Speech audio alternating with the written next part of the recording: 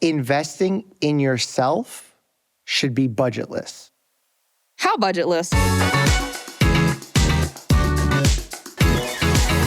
Welcome to another episode of Richer Lives, aka the show that teaches you how to use money to live your best life. I'm Vivian Tu, and today I'm joined by the most followed doctor on social media, Dr. Mike. Welcome, Dr. Mike. Thank you so much for having me. Really excited to talk. I'm so excited to get into my hard-hitting questions. But before we get into that, quick icebreaker.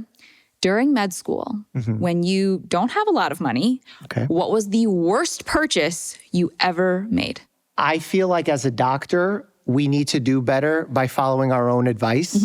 And my nutrition suffered bad when I was in medical school. I'm talking Jamaican beef patties with extra cheese late at night, a ton of Gatorades and sugary sodas. A lot of money was spent on late night snacks. A late night investment in your education. Oh, that's a very good spin. We share something in that we are both the children of immigrants. Your family immigrated from Russia when you were just 6 years old. Can you talk to me a little bit about that upbringing in Brooklyn and what that was like for you? It was scary when you're coming to another country, especially one that you don't speak the language of. It's intimidating. You don't know what to expect. Also, we left kind of in a hurry because when you're leaving Russia, it was questionable if the government would be satisfied with you leaving. So my parents didn't give me any forewarning. They just, day before, said, you have to say goodbye to your friends. We're leaving. I'm crying. Don't know what to expect. Arrive in a new country. I went to school a few days later, and the teacher started asking me questions in English, and I didn't speak English. So she asked me a question. I said one of the words I knew, yes. She asked me another question. I said the second word I know, no. Oh, no. Then she asked me the third question, and I said maybe, and she realized I had no idea what I was talking about, and I started crying. So it was a rough time for a 6-year-old, but it taught me how to adapt really early. Can you talk to me a little bit about the financial situation? When you guys settled in Brooklyn, what was that experience like with money? Yeah, so we came here basically moving into welfare housing. Our apartment was a one-bedroom apartment. My parents slept in the living room, and me and my sister shared the one bedroom.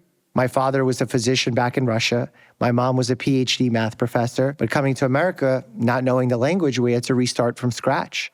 So we were saving money, we were not spending, but it taught me something special, which is you can have a great life by working really hard and making sure you're doing it in an ethical way. Because I saw that even when we had so little, my parents always wanted to do it the right way. They always were great role models for me.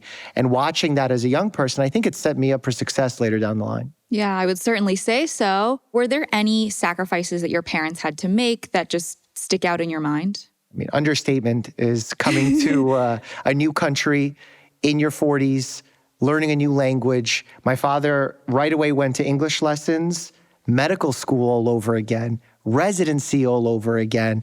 My mom started sweeping floors to make ends meet. And this is someone with a PhD education who was dying to teach students here in the United States, but couldn't because of the language barrier. So the sacrifice that they made for me and my sister really just goes above and beyond what I can even comprehend. Wow. Were there ever any sort of expectations put on you guys from jump of, we got to make money, you two have to start helping out, you got to start mowing the lawns or doing something? My father's and mother's expectations of me and my sister was that we would get a fantastic education. And they said, don't think about money, don't think about success, think about getting a really good quality education because everything else will follow. Their thought process of putting education first, I think changed my mindset going into medical education. A lot of the people that were in my medical school, in my residency, they oftentimes were letting financial thoughts guide their decisions about what fields to go into, what specialties to select. And instead, I thought about how can I be the best doctor that I can by pairing my passion with my skill set. And that's why I chose family medicine. What was like the number one financial lesson you learned from your parents and yourself, your immigrant experience that you still took with you to this day? Investing in yourself should be budgetless.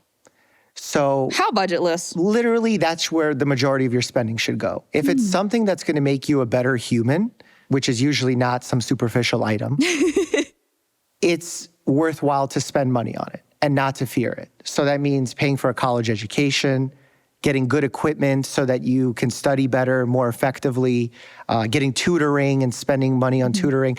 All of those things, even if you needed to take loans out, it was a valuable spending of money because ultimately you'd become a better person as a result. All of the spending that I had available to me was always focused on making myself better. Let me brag about you for a very quick second. I want to make sure I get this right. You enrolled in an accelerated medical program right out of high school at the New York Institute of Technology, earning a bachelor's of science in life sciences and a doctorate in osteopathic medicine with honors, by the way, at just 24 years old. I remember on the first day of medical school, they had a welcome party. I was the sole student not invited because I wasn't 21. I was 20 and I wasn't invited to the party. Couldn't do the fake ID in med school. What factors impacted your decision to immediately enroll in a 7-year program? Like, you were just that sure? I knew I wanted to get a doctorate in this field that I was very passionate about. What I would do with it later on, I wasn't so confident about because I saw healthcare was changing. I wasn't even sure what specialty I would go into during my residency training. And as time went on and I spent time rotating through different specialties and hospitals, I actually found this love for family medicine, general medicine, where I get to treat the entire family. I get to deliver babies. I get to take care of them when they're in their pediatric age all the way to their geriatric age. And I fell in love with that continuity of care for my patients that I think no other field offers to that degree. Speaking of your patients, were you ever worried that they wouldn't take you as seriously because you had the baby face, like you were so young? Yeah, so I remember coming into my residency and being a 24-year-old doctor. I got the Babyface comments, Doogie Howser comments quite often.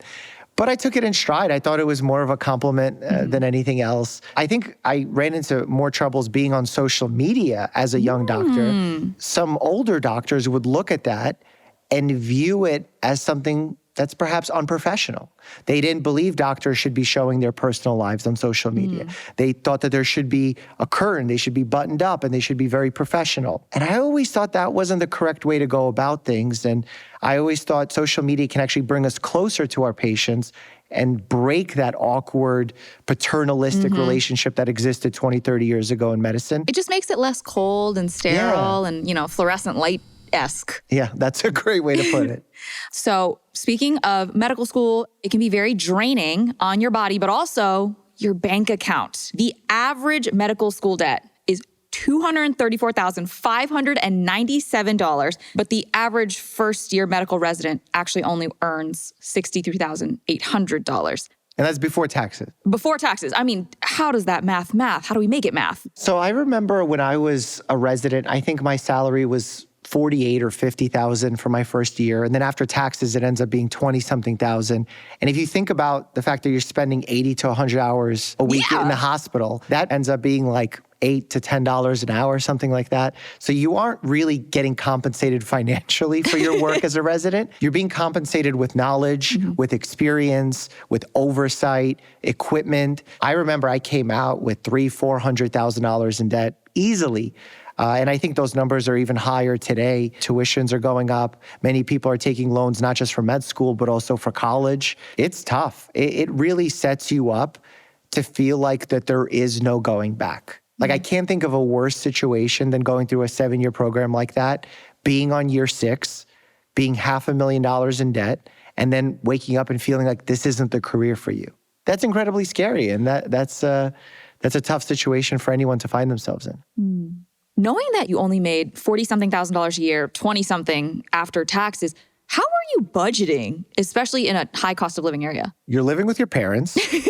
In my situation, I was living with my dad at the time, and you're spending very little outside of just food and basic nutrients. Like, literally, like, you're just getting your nutrition in, you're getting your transportation in, and that's about it. So you're essentially still living off of your loans. It wasn't a super fun time being that broke. And that's why I think it was cool for me to have some followers on Instagram during that time. I couldn't go out and spend money and go to cool parties. But if you had some followers on Instagram, maybe you get invited to a cool party for free and get some access that way. And I think that was part of the excitement for me having social media at the time. And then eat as many hors d'oeuvres as possible at that event. Exactly. You mentioned your debt. How long did it take you to pay that off? Or are you still paying it off? No, I paid it off pretty quickly because my trajectory in the healthcare space was kind of interesting. My first year of residency was just typical resident. The beginning of the second year of my residency, I had my viral moment of popularity on social media. From there, I started trying to find ways to create a business out of it. It only started probably towards the end of my final year of residency, where I created a corporation. I started being able to take on sponsorships. I launched my YouTube channel, started earning money through AdSense. And as a result, I said all that money is going to go to either helping the business grow or paying off my student loans. So I think maybe within 2 or 3 years of finishing my residency program, I was able to fully pay off my student loans. But again, that's an outlier situation. Most people aren't in a lucky viral moment of popularity like I found myself in. But I think that's a really good point, right? You used your 5 to 9 to fund the debt that you got to build your 9 to 5. And, I think you probably made some really smart choices around then, right? I don't know if I was doing the right thing or I was just scared that it would go away. You hear about the 15 minutes of fame that you think, oh, I'm getting paid now, but how long will it last? I didn't know where my career would go at that time because when you're starting social media, especially it was so new at the time for a medical provider to be on social media, there was no handbook for it. I couldn't even go to anyone for advice. There were no doctors doing it. And in fact, doctors that were doing it, let's say on television, were usually doing it unethically and are promoting some kind of miracle potion, snake Quack oil science, thing. Yeah, yeah, exactly. So I said I didn't want to do that and held true to my ethics. And I think because I was so selective with sponsorships and who I worked with early on, that actually set me up to have more financial success later down the line. But that delayed gratification, a lot of people don't want to wait for that. So it's tough. What was it that allowed you to hold steadfast to your values and, only take the things that made sense? Because that's a lot of money to be dangling in somebody's face who has 6 figures of debt and makes, after taxes, $20,000 something a year. It's huge. I mean, thinking about having popularity, having money when you've been broke for so long feels amazing. One, I was very hard-headed. So I wanted to prove to everyone that you can be ethical and be financially successful. And that even started when I was selecting which field I would go into. I fell in love with family medicine. I wanted to do family medicine. But my colleagues, senior physicians would oftentimes say, Dr. Mike, but why don't you go into dermatology or plastic surgery, a very high-paying field? Why are you choosing one of the lower-paying specialties? I said, it's not about the money. It's about what the passion is. And I always wanted to prove that if you follow the passion and your skill set, the financial rewards would come. So I think that hard-headedness definitely helped. I think also the fact that I put 10 years plus of education in, I didn't want to throw that all away by doing some sponsorship and lose the trust of the audience. You could spend your entire career trying to build trust, and with one bad sponsorship deal, you can lose that trust very quickly. And the fact that I had the belief in it. I thought that this could work. Almost 10 years later, looking back at it, it absolutely has worked, and we've proved this model to be very doable. Let's hit pause for a sec and get a quick checkup on how SoFi can help you get your money right. Did you know that almost half of Americans don't have term life insurance? Which is crazy because these days we protect almost everything. Your phone, covered. Your pet, insured. Your air fryer, yep, even that comes with a protection plan. But what about your most valuable asset of all, you and your family? I'm talking about term life insurance, which could provide a safety net for your loved ones. You pay a fixed rate each month, and if something happens to you during the policy term, usually 10 to 30 years, your family gets a payout to cover things like the mortgage and other bills. Basically, it helps provide financial protection when you're not around. And I get it, thinking about this stuff isn't fun, but SoFi has teamed up with Ladder to make it easy. No doctor's visits or medical exams required for coverage up to $3 million. with policies starting at just $24 a month. Think of it like a what if plan, because if your air fryer deserves a backup plan, so does your family. Get the protection plan that actually matters at SoFi.com/protect. What? Really?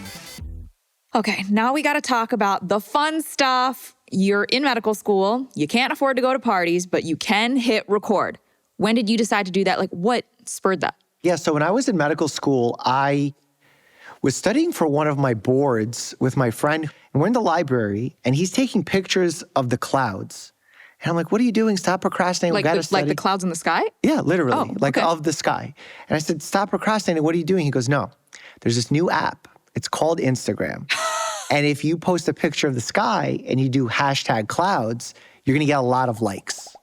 And I'm like, what is he talking about? It makes absolutely no sense. But then later that day, I went home and I was procrastinating and I downloaded the app. I posted a picture of my Siberian Husky and started getting likes from people that I saw on television. Like one of the skiers who was participating in the Winter Olympics liked a picture of my dog. And I'm like, wow, this is a cool way to connect with the world. And I said, well, why don't I show my life as a med student? So I started doing that throughout medical school, gaining a few thousand followers along that journey. And it really changed in my first year of residency when I had that viral moment of fame. And not for any medical reason. Mm-hmm. It wasn't because I was the youngest doctor in my hospital. It wasn't because I had some published research. It was because of the superficial thing. They called me the sexy doctor. He's been named the sexiest doctor by People magazine. The hot doctor. What? People magazine named you the sexiest doctor alive. What was that moment like for you? I was like, oh, this is a prank. Like, this isn't real, right? I'm being punked. Or they'll take it back at the last second. And then they actually published it, and it was real. And my hospital was scheduling photo shoots for me in the hospital to commemorate this moment. I found it so weird. I didn't know what to do with it. Initially, it was like so silly because I wanted to be taken seriously as a doctor. And I was forced to be at a crossroads. Do I go into this media space, even though I'm really passionate about healthcare, or do I ignore it and continue with my education? And I said, I think there's actually a third path. I go on under the premise of let's talk about the sexy doctor thing. But instead, I'm going to shift the conversation to preventive care, myth busting, things that aren't being talked about in media enough that could help my patients. And I did that for a period of time. And then they got bored of me. And they said, okay, your 2 weeks are up. We don't want to invite you on TV anymore. And I said, okay, cool, I'll do it on YouTube. And I went to YouTube and started the journey there. Actually, 8 years ago last week. Wow. So our channel had its 8th birthday. Very excited for that. And it's been one hell of a ride. Was there any way that you were able to leverage that opportunity into more things for your career? For sure. I mean, I think it allowed me to start the YouTube channel with a little bit of a boost, even though the first year on YouTube was very hard. I actually got fired by my MCN after my first year. Because, wait, what is an MCN? A multi-channel network that basically supported us in order to launch the channel. Gotcha. And they said, we're no longer funding you. We think that this channel is a failure. We no longer want to be affiliated. I said, okay, you're making a mistake. 3 months later, channel explodes, goes viral, and that company no longer exists. Ultimate bag fumble. Yeah. So if there was ever a bad financial decision that was made, was not believing in accurate medical info online. That's right. I mean, you got the last laugh, right? I guess so.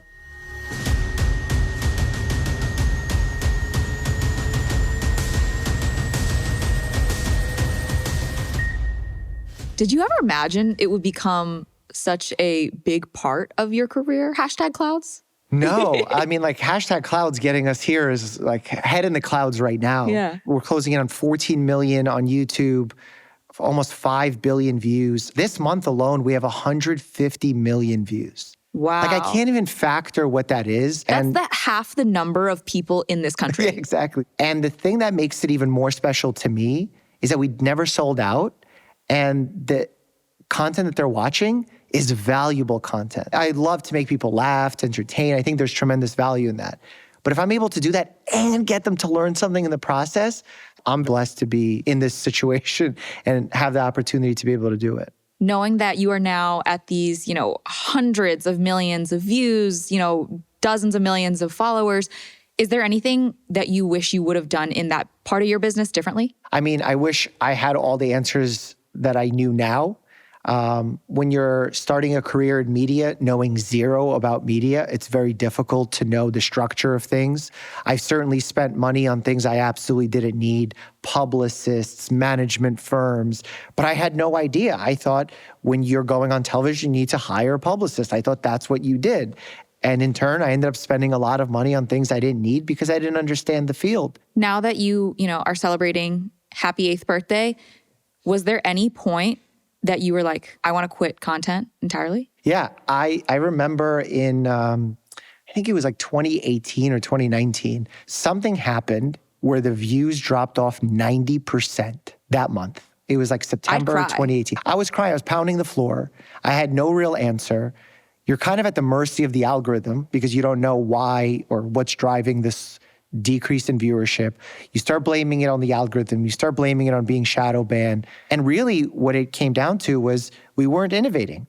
I needed to innovate. I needed to create new styles of content. And when we did that, and we actually spent the time figuring out new ways to repackage good medical info, the viewership came back. And then I started to learn that there are actually tremendous valleys and spikes in that journey throughout being on social media. It's not like a Game of Thrones where if you have a great first season, everyone comes back for season 2. You have to earn every view. On the flip side, did you ever at any point think about quitting medicine? No. Never. That was the most common question I got during either the viral moment or maybe when the YouTube channel started having its level of success that it has now. Everyone assumed that I was leaving because they say, oh, well, you clearly earn more money doing social media than medicine. Why would you ever? Because it was never about the money. That was not why I chose medicine. It was not why I chose family medicine. It was because of my passions. And to this day, I still continue working 2 to 3 days a week, teaching residents, seeing my own patients that I build up through residency. It's my passion. It's what I always wanted to do. So that never crossed my mind. And I think for the rest of my life, no matter what I'm doing, social media or not, I'm going to be practicing medicine. Okay, I do want to take a quick pivot because you are Dr. Mike, but I am Dr. Google. Okay. And I have seen a lot of medical information online, some of which is likely misinformation. Okay. When do you decide it's worth speaking out on your platforms, on your YouTube channels, when you see something like kind of egregious now?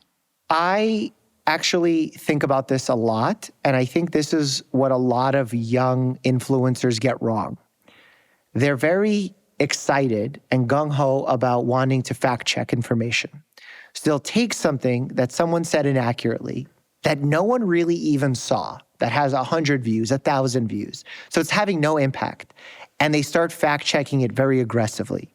And as a result, they actually breathe life into the misinformation. So what I try and do is only fact-check the misinformation that has already become viral. If someone has a best-selling book based on misinformation, that's something we have to fact-check because it's having an impact right now. But if someone has a no-name book and they're trying to come on and debate you, or people are asking you to fact-check them, there's probably no value in doing that. And actually, you could have the opposite impact of what you set out to do. Don't let them bring you down to their level and then beat you with experience. Yes, exactly. I see it all the time in the financial space. You heard it, right? Like, oh, wow, buying whole life insurance is going to change your life. You're going to be rich. Or, this magical new crypto that no one's ever heard of is definitely going to be the way that you can retire. It's really frustrating. And I'm so glad that in our case, folks can look to us, people who've actually had careers in the finance space, in the medical space, still practice medicine and get that really valuable information. Exactly. You mentioned initially that there was some disdain from maybe older people in the medicine field who thought your social media was a distraction. Did you ever encounter any sort of negative reactions from peers or even just patients? Patients, not so much. I think they would mostly get excited. The fact that someone with a following was their physician. With peers, there was some negativity. I think it was rightful negativity because the doctors that were in the media space prior to me were usually doctors that were, again, selling the snake oil or tricking people. And as a result, it formed this idea that any doctor that is doing media is doing something wrong. And I actually view that as a huge problem because it ended up pushing a lot of smart doctors and other medical professionals from being on social media. And I actually wrote an article in 2017 saying that the absence of evidence-based doctors on social media because they're scared to be labeled unprofessional was going to cause an epidemic of misinformation. And 3 years later during COVID, it was exactly that. There were not enough doctors to fact check all the misinformation that was going around. The doctors that were there were not media trained. They didn't have experience. And as a result, they made missteps, caused more distrust in the general public, and created the major problem that we have now where folks don't know who to trust. Mm-hmm. During COVID, you actually had the really, really cool honor of interviewing Dr. Fauci. Dr. Mike, how are you? How's it going? Running around like a maniac here, but other than that, I'm good. What was that experience like navigating a global pandemic as a physician? It was a scary time because I was seeing patients on one end during a time where we didn't know a lot about the virus. I was also doing a lot of media to try and educate the general public with limited information that we did have. I was scared. I didn't know what was right. I was trying to put out the mantra of stay alert, not anxious. That was a tagline I used quite frequently during that time. And I think it helped people. I think it helped people feel a little bit in control during a situation where it felt like everything was changing so quickly. Having a figure like Dr. Fauci on the channel, we met the Surgeon General. Actually, most recently, we had Vice President Kamala Harris. The YouTube channel really has allowed a diverse group of individuals to come on to share ideas, to field questions, and really allow us to think about healthcare from a more holistic perspective. Do you think your platform would have grown the same way if COVID never happened? Yeah, because my channel started in 2017 and really took off in 2018. Okay. So by 2020, we already had millions of followers going into the pandemic. So I think it created a really good foundation of initial trust. I did find it quite a bit ironic that it's 2020 and the biggest videos about COVID were coming from me. Hey, I'm Dr. Mike Varshavsky, a board-certified family medicine physician, and I want to take on the top 10 questions on COVID-19 that I received from my friends, family, social media, and even my patients. I really expected it to be with someone more senior, someone that's a great researcher. And then I came to the realization why it was me. Because I was taking the information that those great researchers were doing and putting out, but then formulating it into a relatable concept, using it and to meet people where they were, basically in a format that they were familiar with, better visuals, better word choice. And as a result, we're quite successful in that, getting tens of millions of views on those COVID-19 videos, where I look back at them now and they still hold up. Yeah. Were there any other unforeseen outcomes from becoming so popular online? The loss of privacy was weird for me being a regular person. I still don't view myself as a celebrity because I work in a hospital. I have a real job. You're a normal doctor. Yeah, exactly. So it was weird to have people involved in my social life. It's like being in high school on a scale that's like 10,000x. It was a learning process for me on how to handle that.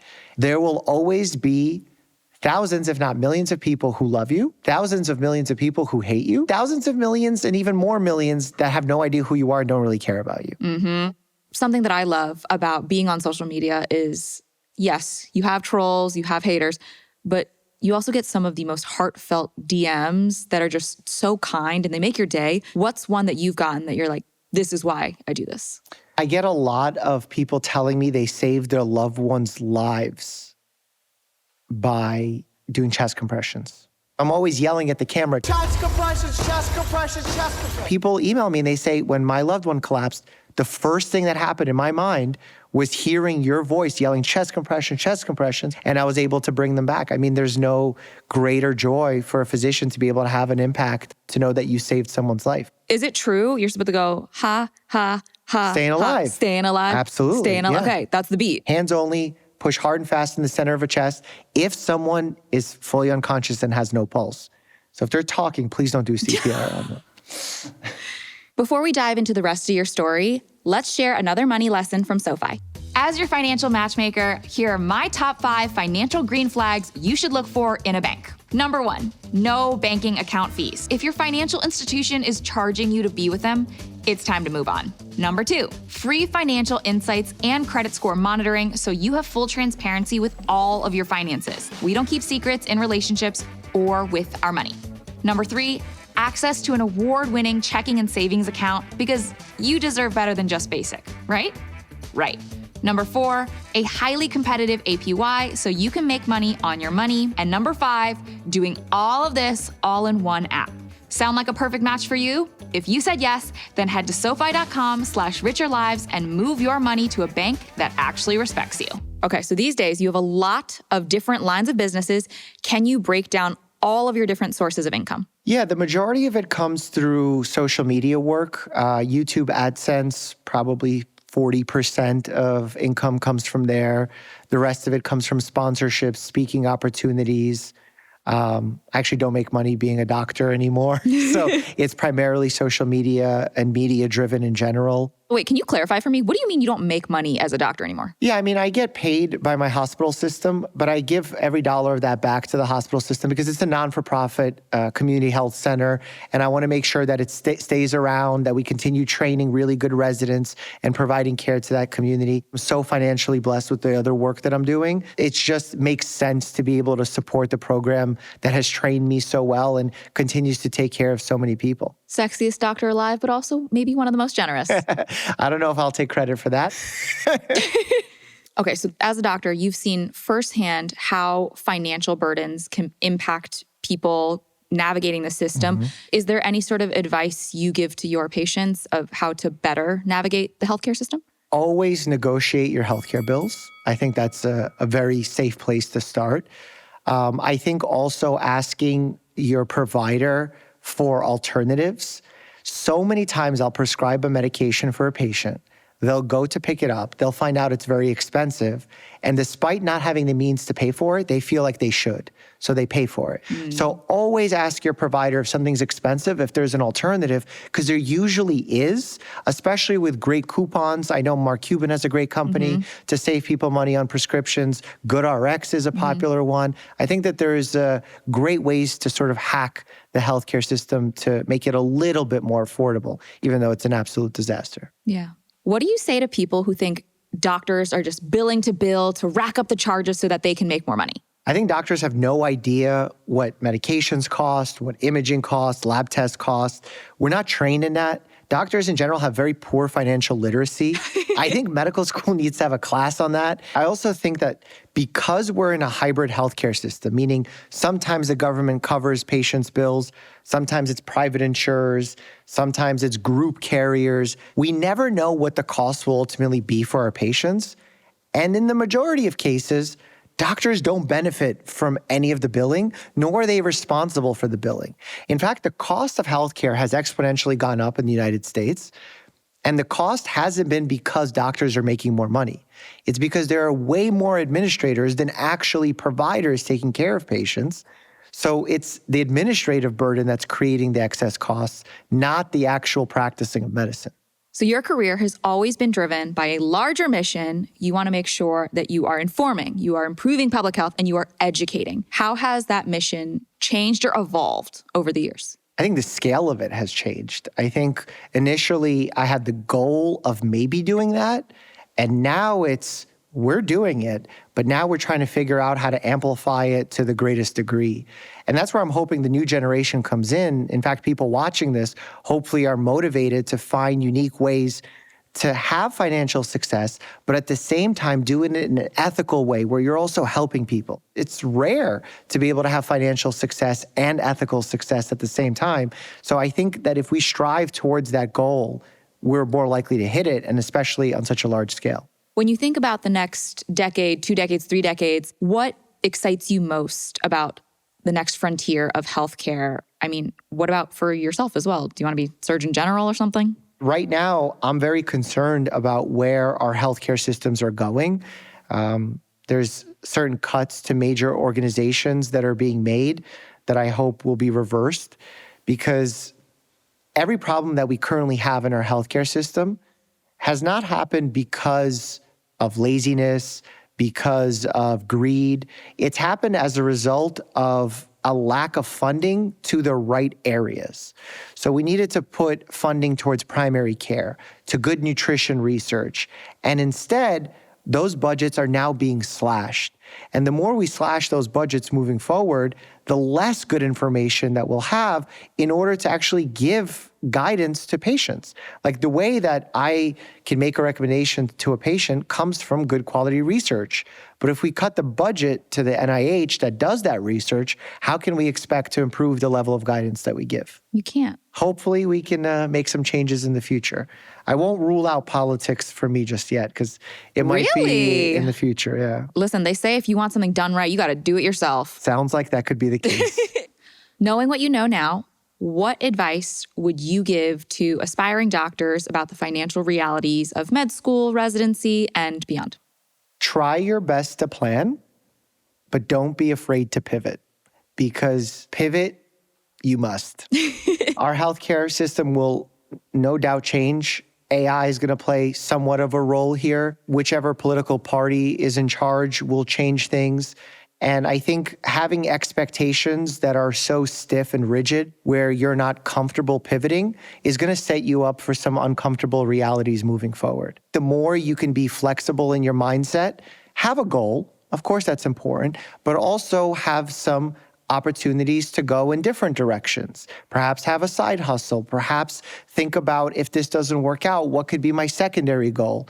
When you think about life in this way, you're more likely to not just be successful, but also enjoy the ride more and not feel like you're only going in this one direction. And if you don't reach this exact goal, you failed. That's not the reality. Life is like a tree with lots of branches, and you can go in many different directions and find success. And the more flexible you can be, the more successful I think you can be. And I think that is great advice for everybody.